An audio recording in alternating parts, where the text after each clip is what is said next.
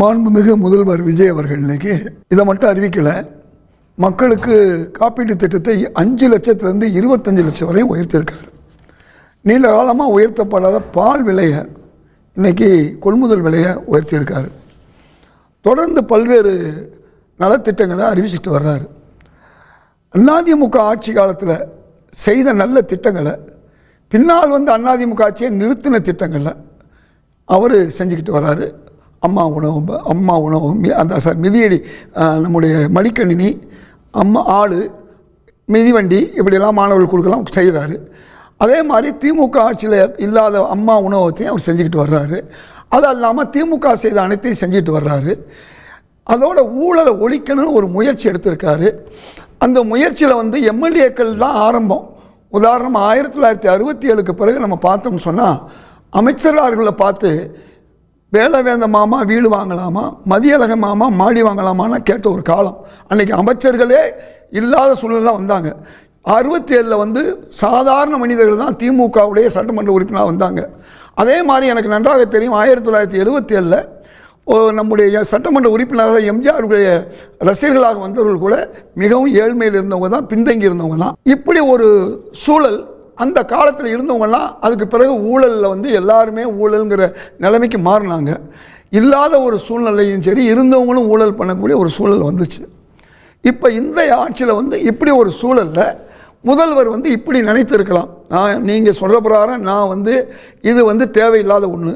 2வது, கார் இருப்பவர்களுக்கு இல்லை, இல்லாதவர்கள் பெற்றுக்கொள்ளாமன்னு சொல்லலாம், அது 2. 3வது, உதவியாளரோ அல்லது வைத்துக்கொள்வதோ அதுவெல்லாம் நான் வந்து மறுக்க மாட்டேன். புதுசாக வேலை கிடைக்கிது, ரைட், 2 பேருக்கு வேலை கிடைக்கிது, அதுவும் ஒரு பக்கம் இருக்கட்டும்.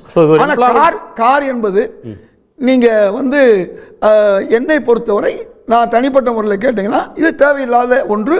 யாரெல்லாம் கார் இல்லாமல் இருக்காங்களோ அவங்களுக்கு கொடுக்கலாம்.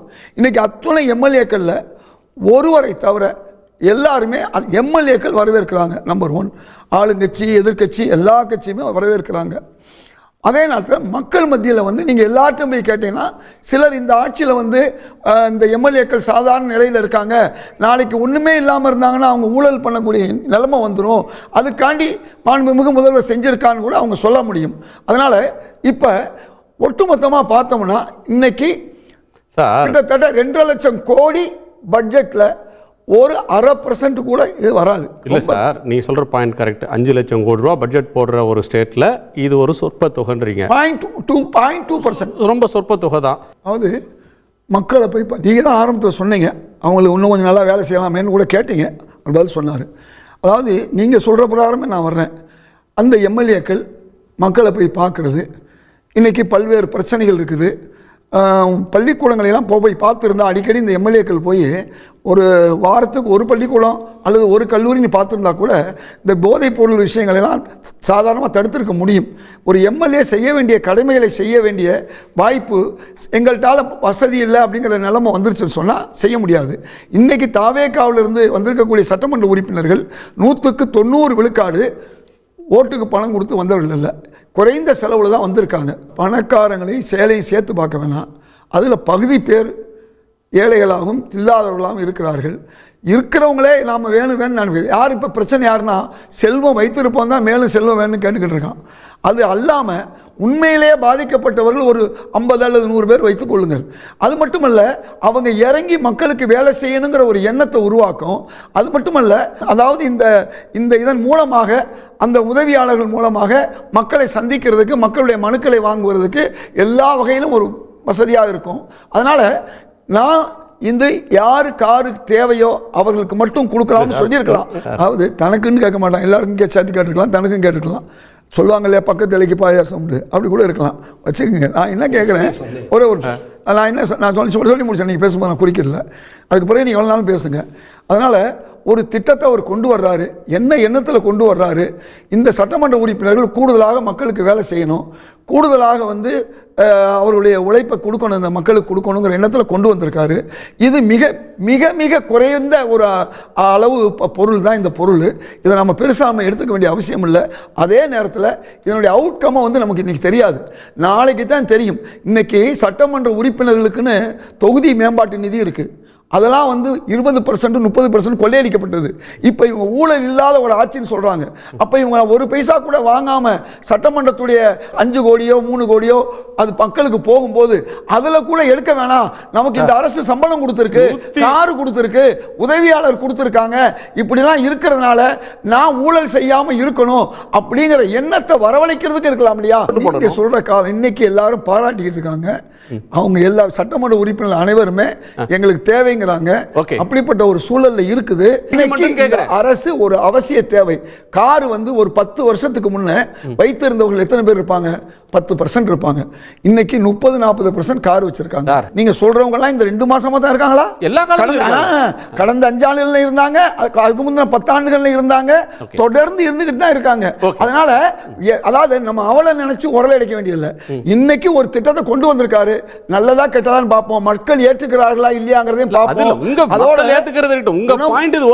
குணம் நாடி குற்றமும் நாடி அதில் மிகை நாடி மிக்க கொள்ளல்ங்கிற அடிப்படையில் நீங்க ரெண்டையும் பார்க்கணும். பல விஷயங்கள் நல்லது செய்யும் போது ஒரு சில தவறுகள் வரலாம். இந்த ரெண்டையும் ஒரு கணக்கிட்டு பார்த்து இன்னைக்கு தொடர்ந்து அவர் செஞ்சிருக்கக்கூடிய பல ஒரே சொல்லிடுறேன். அதிகாரிகளுக்கு கார் கொடுக்கப்படுது, அரசு துறையில் உள்ளவங்களுக்கு கொடுக்கப்படுது, அரசு துறை இல்லாத சொந்த வேலைக்கு போகுது, சொந்த வேலைக்கு போகுது. அதே மாதிரி போகும்ன்றீங்க எம்எல்ஏக்கும் போகும். அவர் சொன்னதுல உண்மை என்னன்னா, இதுக்கு முன்ன இருந்த எம்எல்ஏக்கள் மந்திரிகள் அவர் பார்த்திருக்காரு. இன்னைக்கு வந்து 2 மாசம் ஆச்சு.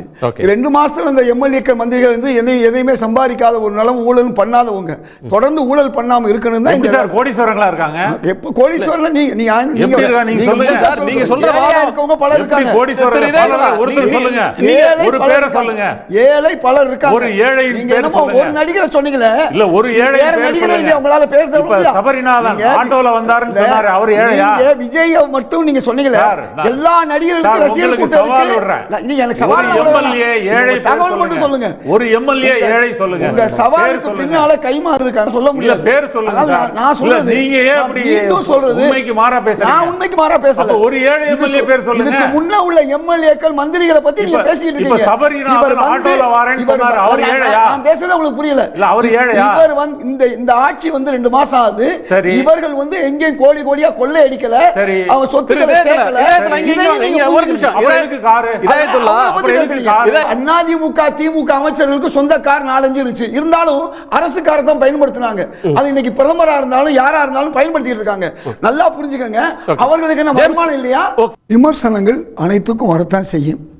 அதையும் தாண்டி தான் ஒரு அரசு தனது கடமைகளை செய்ய முடியும். இன்றைக்கு 4000 கோடி ஒதுக்குனாங்க விவசாயிகளுக்கு. அடுத்த ஒரே ஒரு மாதத்தில் திருப்பி 2000 கோடி ஒதுக்குனாங்க. கேட்டாங்க, அடுத்து ஒரு 1000 கோடி கிட்ட ஒதுக்குனாங்க.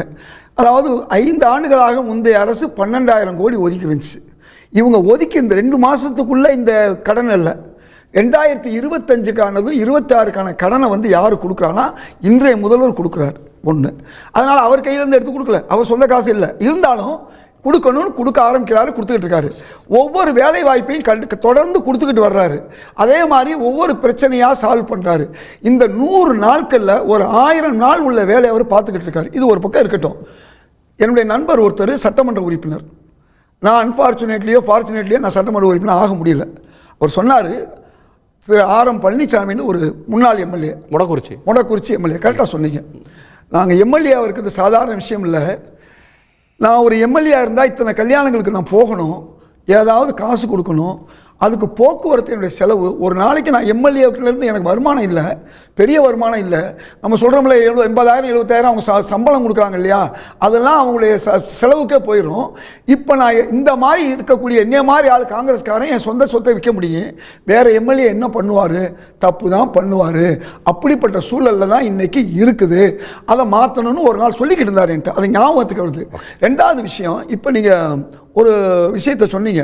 அதாவது இந்த சகோதரர் இளைய பெருமாள் அவர் வந்து ஏழ்மையாக வாழ்ந்தவர், எம்பியாக இருந்தார், எம்எல்ஏவாக இருந்தார், காங்கிரஸ் தலைவராக இருந்தார். அந்த குடும்பத்தில் இருந்தவர் ஒருத்தர் கேட்குறாரு. அதுக்காண்டி இப்போ நான் இருக்கேன், ஒரு ஊருக்கு போகிறேன், என் ஊரில் எனக்கு கார் இருக்கு, என் ஊரில் கார் இருக்கு, நான் பல ஊருக்கு போகிறேன். அதாவது இன்னைக்கு திராவிட முன்னேற்ற கழகத்துடைய பொதுச் செயலாளர் அண்ணன் துரைமுருகன் அவர் இன்னைக்கு வரவேற்றிருக்கார். அவருடைய இந்த கார் கொடுக்குற விஷயத்தை வரவேற்றிருக்காரு. நீண்ட கால எம்எல்ஏ. அவருக்கே தெரியுது எம்எல்ஏக்களில் சிலருக்கு கார் இல்லாமல் இருப்பாங்க. அவர் நினச்சாருன்னு சொன்னால் கிட்டத்தட்ட அவருடைய பகுதியில் ஒரு 100 பள்ளிக்கூடங்களுக்கு அவர் பேரே வைக்க முடியும். அந்த அளவுக்கு பணம் கொடுக்கலாம். ஏன்னா ரொம்ப பேருக்கு தெரியாத விஷயம் என்னென்னா, கொடநாடாக இருந்தாலும் கொண்டு போக முடியாது. போகும்போது எவ்வளோ பெரிய சொத்தாக இருந்தாலும் வாழும் போதும் வாழ்ந்த பிறகும் நாம் நல்ல பேரில் இருக்கணுங்கிறது தான் ஒரு விஷயம். இன்றைக்கு இந்த பொறுத்தவரை ஒருத்தருக்கு எல்லா ஊர்லேயும் கார் இருக்காது. இப்போ சென்னையில் கார் வச்சிருக்கவருக்கு மதுரையில் எம்எல்ஏ வரலாம் இருக்காது. மதுரையில் எம்எல்ஏ இருக்கிறவர் அங்கே கார் வச்சிருப்பாரு, சென்னையில் வந்தால் கார் இருக்காது. இப்படி பல்வேறு பிரச்சனைகள் இருக்குது. ஒருத்தருக்கு ஒரு கார் கூட இருக்கலாம் அல்லது இல்லாமல் இருக்கலாம். அதனால் இந்த அரசு எவ்வளவு தொகை கொடுத்துருக்காங்கன்னா 0.12 அளவில் தான் கொடுத்துருக்காங்க. இந்த செலவுக்கு மூலமாக ஊழலை ஒழிச்சா 55 ஆண்டுகளாக இருந்த ஊழலை இதன் மூலமாக ஒழிக்க முடிந்தால் நான் வரவேற்கிறேன். இன்னொன்று சொல்கிறேன், அவர் சொன்ன மாதிரி எழிலரசன் சொன்ன மாதிரி திமுக அதிமுகவினர்கள் வேண்டான்னு சொல்லலாம். யாருக்கெல்லாம் தாவேக்காவில் கார் இருக்கோ அவங்க சொன்னா இன்னைக்கு இந்த திட்டத்துக்கு ஒரு வெற்றி, முதல்வர் விஜய் அவர்கள் கொடுத்திருக்க திட்டத்துக்கு ஒரு வெற்றி வருங்கிறதே நான் இந்த நேரத்தில் சொல்றேன். காங்கிரஸ் வேணும்னு சொல்லுமா வேணாம்? அதுல வேணாம்னு சொல்லலாம். காங்கிரஸ்லயும் வசதி உள்ள எல்லா கட்சியும் நான் சொல்றேன், யாரெல்லாம் வசதியா இருக்காங்களோ எங்களுக்கு முதல்வர் கொடுத்தது எங்களுக்கு சந்தோஷம், அவர் சொன்னதே எங்களுக்கு இவ்வளவு மகிழ்ச்சியா இருக்கு. சட்டமன்ற உறுப்பினர்களுக்கு இல்லாத சட்டமன்ற உறுப்பினர்களுக்கு இந்த சலுகை எடுத்து கொள்ளட்டும் சொல்லட்டும். நாளைக்கு பார்ப்போமே. நாம எல்லாம் பேசிட்டு இருக்கோம் இல்லையா, நாளைக்கு எத்தனை திமுக அதிமுக அல்லது நீங்க சொல்லக்கூடிய காங்கிரஸ் சட்டமன்ற உறுப்பினர்கள் அறிவிக்கிறார்கள் பார்ப்போமே.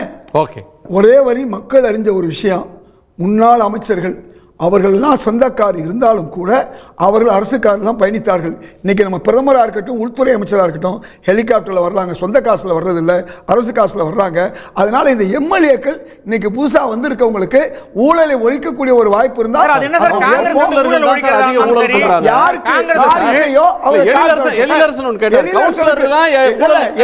சொன்னதான் நான் சொல்றேன். அவர் சொன்ன மாதிரி திமுக அதிமுக எம்எல்ஏக்கள் வாங்காம இருக்கணும், தாவேகா எம்எல்ஏக்கள் வாங்காம இருக்கட்டும். அது இல்ல, முதல்வர் விஜய் பெருந்தன்மையை அவங்க போட்டட்டும். காங்கிரஸ் ஊழலை ஒழிக்கிறதா இருந்தாலும் டீலிமிட்டேஷன் பண்றதா இருந்தாலும் எல்லாமே தமிழ்நாட்டுல மட்டும் பண்றாங்க, மீதி ஸ்டேட்ல எல்லாம் ஏன் பண்ண மாட்டாங்க? ஏன் ஊழல் கேரளால ஆட்சி இருக்கு, ஊழல் கர்நாடகால ஒழியாதா? ஊழல் தமிழ்நாட்டுல மட்டும் தான் ஒழியுமா? ஊழல் ஆட்சி இருக்கு, அங்க ஒழியாதா? பாஜகவை நேரிலும் மறைமுகமாவும் தொடர்ந்து எதுக்குது சார்? கேரளால ஊழல் ஒழிக்க முடியுமா முடியாதா? கர்நாடகால ஒழிக்க முடியுமா முடியாதா? கார் கொடுங்க, மோடி ஒழிக்கன்னு சொல்லல. தமிழ்நாட்டுல கூட்டம் போடுறீங்க, கேரளால கூட்டம் போட்டீங்களா? மோடி அவர்கள் கர்நாடகால கூட்டம் போட்டீங்களா? எதிர்க்கிறது என்ன சில பார்லிமெண்ட்ல எதிர்க்கிறாங்க. காங்கிரஸை பொறுத்தவரை காங்கிரஸ்ல இதயத்துல சார், காங்கிரஸ்ல இருக்கிற கேசி வேணுகோபால் உங்க கட்சியோட 2வது இடத்துல இருக்கிறவரு. அவர் அமித்ஷா சட்டத்தை கொண்டு வந்தப்ப எல்லா ஸ்டேட்டுக்கும் 50% ஏத்தி கொடுங்க. எந்த நிலையில சொன்னார்? ஒரு நிமிஷம் நான் திரும்ப சொல்றேன். அமித்ஷாவை டெஸ்ட் பண்ணார். என்ன சொன்னார் அமித்ஷா தெரியுமா உங்களுக்கு? ஒரு அரை மணி நேரம். ஆமா, பில்லுல எல்லாம் அரை மணி நேரம் கொடுங்க, நான் மாத்தி கொண்டு வரேன்னாரு. நான் பேச கேளுங்க. எல்லாம் பேசி முடிச்சாச்சு, தோத்து போயிட்டாங்க. எனக்கு ஒரு மணி நேரம் கொடுங்க, மாத்தி கையில முந்தி கொடுத்துருந்தா இந்த பிரச்சனை இல்ல. உங்களால இதையே செய்ய முடியாது, அதை நீங்க எப்படி செய்வீங்க? விஷயம் அன்னைக்கு சரி இன்னைக்கு சரி, நேற்று இன்று நாளை மாற்றங்கள் ஏற்படும். காங்கிரஸ் உடைய அகில இந்திய தலைமை என்ன சொல்லுதோ அதுதான் மற்ற மாநிலங்களுக்கும். அது காங்கிரஸ், தமிழ்நாட்டில் இருக்கிறது தாவேகா அரசு, அது எடுக்கிற காங்கிரஸ் அரசு. அதான் இது தாவேகா அரசு மட்டும் இல்ல, அதான் நான் சொல்றேன். எங்க கூட்டணியில நாங்க அதுக்கு ஆதரவு கொடுக்கிறோம், தமிழ்நாட்டில் ஆதரவு கொடுக்கிறோம். அவ்வளவுதான்.